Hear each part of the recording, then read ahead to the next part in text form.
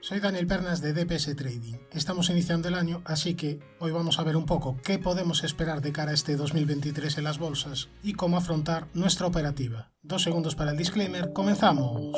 2022 no fue para nada un año sencillo, y este año que comienza lo hace con varios nubarrones en el horizonte. Después veremos cómo podríamos capearlos, pero por un lado, en 9 meses la Fed ha incrementado 425 puntos básicos en los tipos de interés, lo cual es una auténtica barbaridad. No se han visto todavía los efectos de estas subidas, ya que las consecuencias no son inmediatas, sino que se producen a varios meses vista. Además, los bancos centrales podrían seguir con la subida de tipos hasta no ver los niveles de inflación muy controlados. Pero cuando esto suceda, puede que ya se hayan pasado mucho de frenada. Powell fue muy claro al respecto y ha repetido muchas veces que no quiere otro escenario como el de la década de los 70. Por tanto, tenemos que darnos cuenta que los bancos centrales ya no son nuestros amigos que sueltan dinero a mansalva. Veremos lo que hace por otra parte el Banco Central Europeo. Entiendo que no habrá mucho cambio respecto a los últimos tiempos, es decir, que seguirá una línea parecida a la Fed, pero con varios meses de retraso. En este entorno parece bastante probable que se produzca una recesión, más larga o más corta, más profunda o menos profunda, pero no se espera en este sentido que los beneficios empresariales vayan a subir mucho, sino que más bien estarán contenidos. Además, si se da algún cisne negro, algún evento no descontado por el mercado, y tenemos incrementos altos de volatilidad aumentando mucho la negatividad,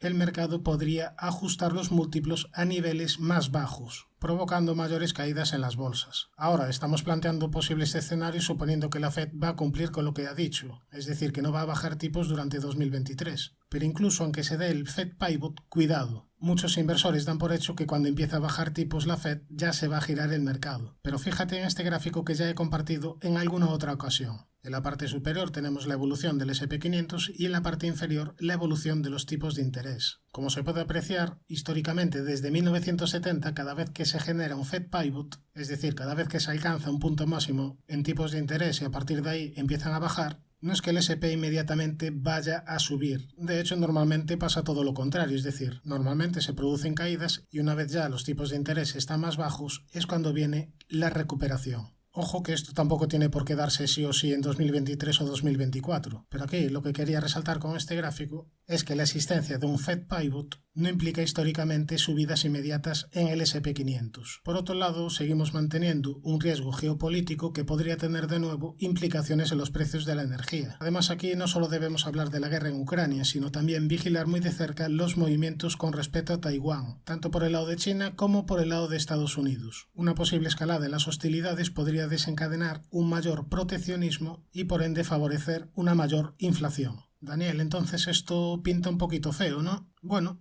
riesgo siempre hay en bolsa, aunque obvia decir que estamos en una época especialmente complicada. Entonces, ¿cómo actuar en un contexto así? Bajo mi punto de vista, un escenario como este no está como para jugarse todo a una única bala. Tenemos que partir de la base que acertar los mínimos en bolsa es como la película, misión imposible.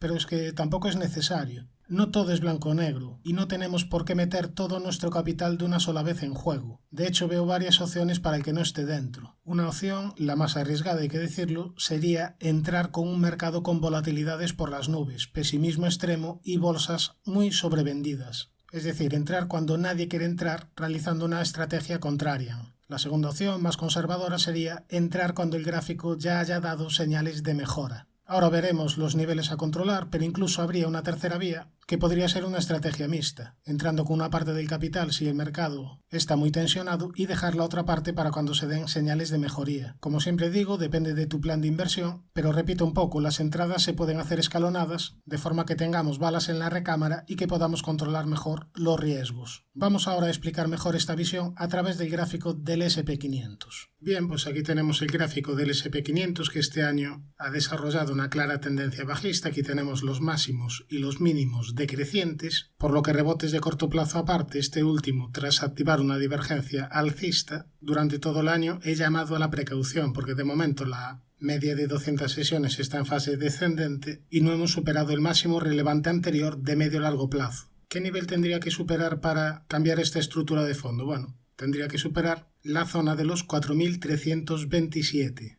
Pero antes de ello daría una primera señal positiva en caso de superar la directriz bajista principal y en caso de superar niveles de 4.105. Por tanto, si queremos utilizar la estrategia de entrar al mercado cuando el gráfico mejore, de momento todavía tendríamos que seguir esperando. ¿Cuál sería la otra alternativa que comentamos? Bueno, que se produjesen caídas muy importantes, el precio estuviese muy alejado de la zona de la media de 200 sesiones, el RSI estuviese en niveles muy bajitos y la volatilidad, es decir, el índice VIX, estuviese por las nubes. En este posible escenario de pesimismo extremo donde nadie quisiera comprar bolsa, quizás pudiéramos ir abriendo una pequeña posición. Por supuesto, le iremos haciendo un seguimiento en el canal como habitualmente. Ahora vamos a sacar un poquito la bola de cristal. Aquí tenemos en la página de isabelnet.com los beneficios estimados del S&P 500 para el año 2023. El consenso del mercado está estimando unos beneficios de $231, aunque Morgan Stanley ya se está desmarcando un poco del consenso, estimando por su parte unos beneficios de $195. ¿Qué quiere decir esto? Vamos a hacer un pequeño ejercicio. Vamos a tomar el dato positivo de beneficios del consenso de mercado de $231. Y para poder estimar un poco el valor del S&P 500 necesitaríamos el otro dato importante. Estaríamos hablando del PER. Si no sabes lo que es el PER, te dejo arriba a la derecha o en comentarios un vídeo explicativo. Vamos a suponer que el PER a finales de 2023 se sitúa en 15, es decir, estaría pagando 15 veces beneficios. Si esto es así, el nivel del S&P 500 estaría a finales del año 2023 en 3.465, un 10% más abajo del nivel actual. Ahora, aquí estamos haciendo demasiadas suposiciones, estamos jugando mucho a adivinos. Es muy difícil estimar los datos de beneficios y más en un entorno con tanta incertidumbre con la que estamos actualmente. De hecho, si volvemos a la tabla anterior, fíjate la gran variabilidad. El consenso estima $231, Morgan Stanley solo 195. Ahora, si aquí cambiásemos a $195, manteniendo el mismo PER de 15, el S&P tendría un valor al final del año de 2.925. Ahora vamos a un tercer escenario todavía más negativo. Vamos a pensar que se produce algún cisne negro tipo COVID, tipo guerra de Ucrania o algún evento no esperado. Vamos a suponer que entre el miedo en el mercado, un miedo bestial, y que se contraen los múltiplos, por ejemplo, yo que sé, a 12. Pues ya el S&P 500 estaría en 2.340 puntos, un menos 39%. ¿Qué quiere decir con todo esto? Que es imposible prever a qué niveles va a estar el S&P 500 dentro de un año. Estoy pensando quizás hacer una encuesta en el canal y así vemos el año que viene quién se acerca más, pero más allá de eso no le veo mucha utilidad práctica para invertir. Volviendo al gráfico del S&P 500, sigo llamando a la precaución, cero prisas, toca ser muy selectivo y veremos lo que nos va deparando el mercado. Si nos vamos al gráfico del Nasdaq, aquí vemos que a diferencia del S&P 500 la corrección ha sido bastante mayor. Hemos llegado al 61,8% de la última subida. Además, prácticamente hemos cerrado en mínimos del año, contrastando con la situación del S&P y sobre todo contrastando con la situación del Dow Jones, que veremos a continuación. Si volvemos al gráfico del Nasdaq, aquí el máximo que debería superar para mejorar en el medio y largo plazo sería este nivel. Estaríamos hablando de la zona de los 13.750, que daría, como ves, bastante alejado de niveles actuales. Ahora daría una primera señal positiva en caso de superar esta bajista principal y en caso de superar esta zona sombreada en el entorno de los 12.175. Como digo siempre, también es muy importante que la media deje de estar en fase descendente y sea capaz de girarse al alza para empezar a funcionar de soporte. Ahora, si nos vamos a un gráfico horario, para muy corto plazo yo estaría muy pendiente de esta zona de resistencia, esta zona sombreada amarilla. Yo creo que en caso de superar niveles de 11.000, lo más probable sería ver una continuidad del rebote, al menos hasta esta zona de la media, zona de los 11.270 aproximadamente. Y es que además, en caso de superar los 11.000, el Nasdaq estaría activando una especie de figura de hombro, cabeza, hombro invertido de corto plazo. Este escenario solo se activaría, vuelvo a insistir, en caso de superar la zona de los 11.000.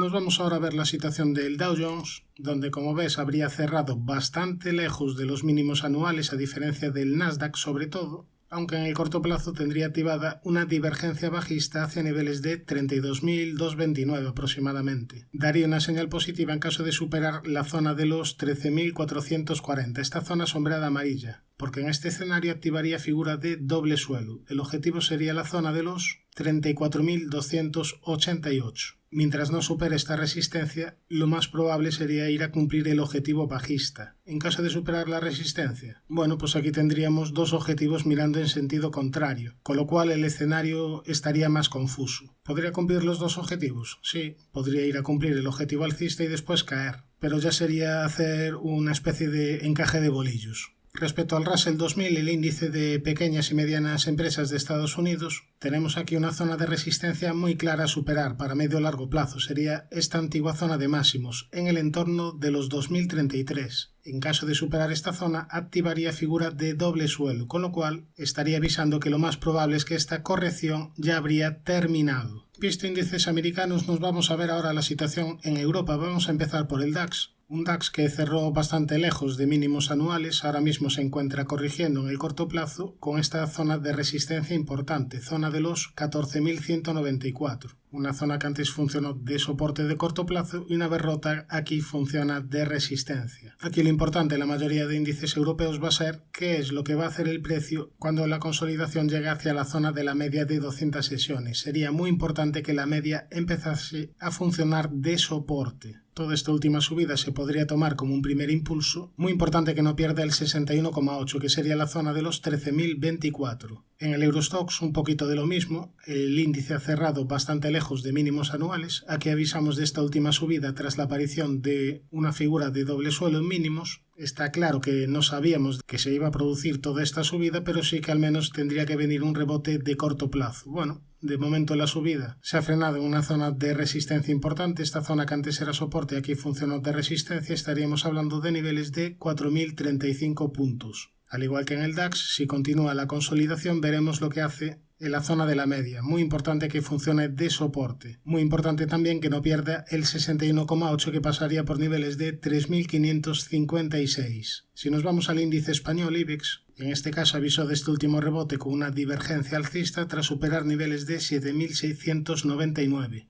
Tiene una primera zona de resistencia de corto plazo en esta directriz bajista y una primera zona de soporte en la media y en niveles de 8.064. Nos vamos al FTSE, donde de momento ha funcionado la zona de soporte de la media de 200 sesiones. A partir de ahí vino un pequeño rebote, pero está ya cerca de resistencias. La primera los 7.592 y esta zona sombreada en el entorno de los 7.679. Si nos vamos al CAC francés, la situación es similar al Eurostoxx. Toda esta última subida se frena en una zona de resistencia importante, a partir de ahí pierde este mínimo de corto plazo y vienen más caídas. Veremos si continúa consolidando y es capaz de agarrarse a esta zona de la media. Respecto al MIB italiano, pues está un poquito en sintonía con otros índices europeos. Avisó de subidas tras la aparición de este pequeño doble suelo y a partir de ahí el rebote ha sido bastante fuerte. Veremos lo que hace si se da una corrección a esta zona de los 22.850. Si nos vamos al VIX, al índice de volatilidad, ¿qué niveles querría ver yo en caso de querer buscar una entrada extrema con mucho pánico e índices sobrevendidos? Bueno, como mínimo niveles de 38. Preferible niveles de 50 y ya si llega a esta zona de los 85 pues sería ideal. Es decir, aquí hay que ver un poquito todo, no porque llegue el VIX hasta esta zona de 38 o porque llega a 50 voy a tener que comprar renta variable.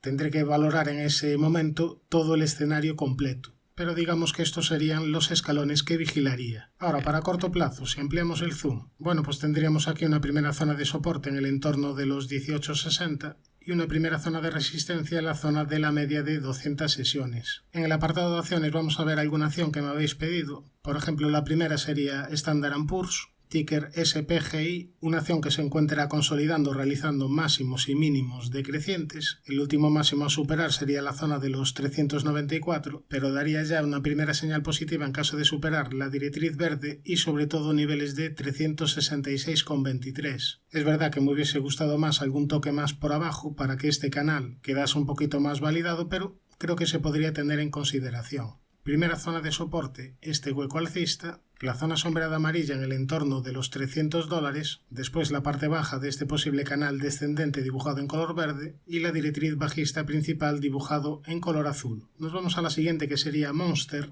que tendría como única resistencia los máximos de la historia, la zona de los 104,64, y aquí hasta podríamos dibujar una especie de hombro, cabeza, hombro invertido. Si nos creemos este escenario, el objetivo sería hacia la zona de los 126,07. tiene primera zona de soporte la media de 200, los 85,52 y los 71,73. Nos vamos a ver ahora la acción de la que todos hablan, nos vamos a ver ahora Tesla, donde aquí en el canal habíamos dicho que se había perjudicado tras perder los 265,76 activando figura de doble, triple techo.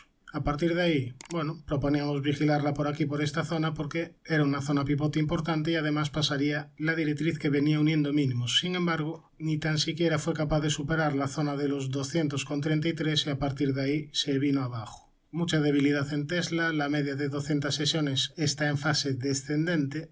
Es cierto que ahora está en valoraciones mucho más razonables y que desde zona de sobreventa podría venir algún rebote. Pero siendo analista técnico para mí es insuficiente para tomar posiciones en este valor. Sería muy importante para el corto plazo que no cerrase este hueco alcista. Nos vamos a la siguiente acción, Accenture, una acción muy interesante, de hecho la analizamos en las 30 oportunidades de inversión para el año 2023 y lo hacíamos porque había frenado la caída en niveles prácticamente del 61,8 de esta última subida y estaba desarrollando la corrección dentro de un canal descendente dibujado en color azul. Aquí en el corto plazo, en la parte alta del canal, te dibujó un rectángulo que rompió por abajo y a partir de ahí vinieron más caídas. Por tanto, es una acción que hay que seguir vigilando. Tiene primera zona de soporte importante en los mínimos anuales de los $244 y en el 61,8 que pasaría por los 239. En caso de perder esta zona, después ya estaría la parte baja del canal descendente. Nos vamos ahora a ver dos acciones españolas que me pedisteis. La primera sería Viscofan, que recientemente ha cumplido objetivo por doble suelo hacia niveles de 61,75. Prácticamente estaría en máximos históricos y yo ahora empezaría a vigilar esta posible estructura de canal ascendente dibujado en color azul. Primera zona de soporte los 59,05 por ser una antigua zona de resistencia importante. Después ya tendría la directriz azul que viene uniendo mínimos, la media de 200 sesiones y los 54,80 euros. Nos vamos ahora a la otra española que sería Metrovacesa, que curiosamente también activó y cumplió objetivo por doble suelo, en este caso hacia niveles de 6,90 y aquí en máximos te dibuja una vela con sombra superior alargada que marca resistencia en el entorno de los 6,94. Primera zona de soporte los 6,26, la zona de la media de 200 sesiones, la directriz azul y los 5,06. En el apartado de divisas tenemos aquí el gráfico del eurodólar donde habíamos avisado de mejoría tras superar esta directriz bajista principal. A partir de ahí una subida que de momento se ha frenado en esta zona sombreada de resistencia en el entorno de los 1,0737. Si nos vamos a un gráfico horario, la semana pasada proponía vigilar esta estructura de rectángulo y te decía que si superábamos la parte alta ya lo más probable sería testear esta antigua zona de máximos en el entorno de los 1,0734 aproximadamente. Técnicamente la zona de máximos se habría superado, si bien es cierto que aquí la superó y se vino abajo y aquí de nuevo la supera y de nuevo se vuelve a meter en el canal, por lo que no está demostrando demasiada fortaleza. De momento, mientras no se pierda esta zona de mínimos, el objetivo estará activado. Respecto al oro, continúa en fase de rebote, tiene objetivo activado por triple suelo hacia la zona de los 1850-1851, aún le quedaría un poquito de recorrido antes de llegar al objetivo, tendría primera zona de soporte en el entorno de los 1781. Si nos vamos a la plata, decíamos que había mejorado tras superar esta zona sombreada, esta antigua zona de resistencia importante. A partir de ahí rebote hasta llegar a la primera zona de resistencia importante, la zona de la directriz bajista principal. Primer soporte de corto plazo los 22,74, los 22,19 y después ya la zona de la media de 200 sesiones que se está girando al alza. Respecto al petróleo Brent, bueno, está en fase de rebote, gráfico precioso, primero activó esta estructura de rectángulo al alza, primer impulso, corrección, aquí te activa otro rectángulo que ya estaría cumplido y bueno, habría que ir al tick, pero prácticamente habría cumplido el objetivo por segundo impulso. Si somos muy estrictos, todavía le quedaría un pequeño recorrido hacia niveles de 86,29. Primera zona de soporte la media, los 80,69 y los 78,27. Suscríbete al canal si te ha gustado toda esta información y no te olvides de activar la campana para no perderte ningún contenido.